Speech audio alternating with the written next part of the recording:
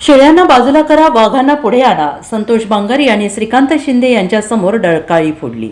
हिंगोलीच्या सभेतील स्फोटक भाषण. शिवसेनेचे अनेक मंत्री म्हातारे झाले, त्यांना बाजूला करून आमच्यासारख्या वाघांना पुढे आणा, जेणेकरून पुढच्या विधानसभा निवडणुकीत एकनाथ शिंदे मुख्यमंत्री होतील, अशी राजकीय डरकाळी शिंदे सेनेचे आमदार संतोष बांगर यांनी फोडली. श्रीकांत शिंदे यांच्या उपस्थितीत गुरुवारी हिंगोली येथे पार पडलेल्या या सभेत संतोष बांगर यांनी हे वक्तव्य केले. यावेळी बांगर यांनी एक प्रकारे स्वतःच्या पक्षाला घरचा आहेर देत नव्या दमाच्या नेत्यांना पुढे आणून मंत्रिपद देण्याचे आवाहन पक्ष नेतृत्वाला केले. त्यांचे स्फोटक भाषण सध्या राजकीय वर्तुळात चर्चेचा विषय ठरतंय.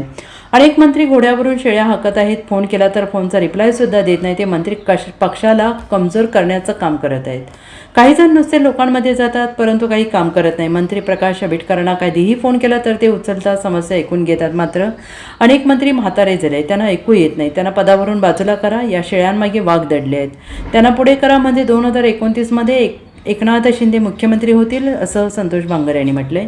आणि यावर आता शिवसेनेचे मंत्री आणि इतर नेते काही प्रतिक्रिया देणार का, हे पाहावं लागेल. तसेच संतोष बांगर यांचा रोख शिवसेनेच्या नेमक्या कोणत्या मंत्र्यांकडे होता, याचीही चर्चा रंगलेली आहे.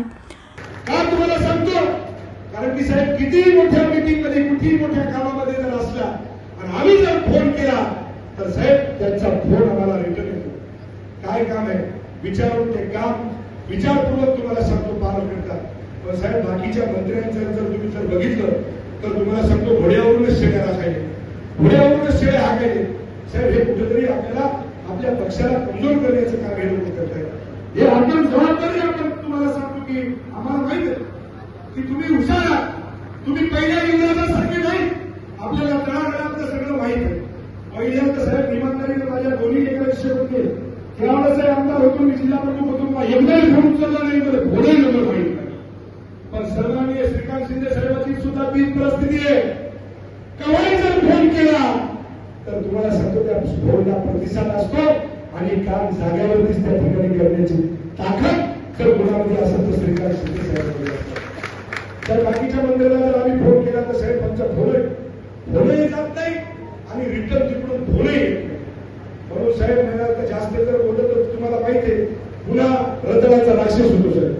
त्याच्यामुळं आपल्याला हात जोडून कळकळीची विनंती की साहेब अशा डुप्लिकेट लोकांना मी म्हणणार नाही, पण पक्षवादी साहेब पक्षवादी आपल्याला साहेब मी तर खास करून तुम्हाला सांगेल की माझं स्वप्न आहे साहेब की येणाऱ्या उद्याच्या 2029ला साहेब आपण जर सगळ्या जणांनी प्रकाश आंबेडकर साहेबांसारख्या सगळ्या जिल्हा प्रमुखांनी, सगळ्या आमदारांनी, सगळ्या मंत्र्यांनी तुम्ही जशी पायाला फिगरी लावली तसं जर काम मला वाटते माझ्या सगळ्या नेत्यांनी जर केलं तर येणाऱ्या विधानसभेवरती माझ्या छत्रपती शिवरायांचा भगवा फिरल्याशिवाय राहणार नसतो.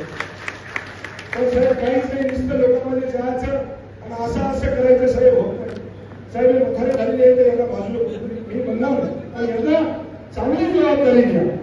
त्याच्याकडे होत नाही, ऐकू येईन, बोलता येईन, चलता येईन.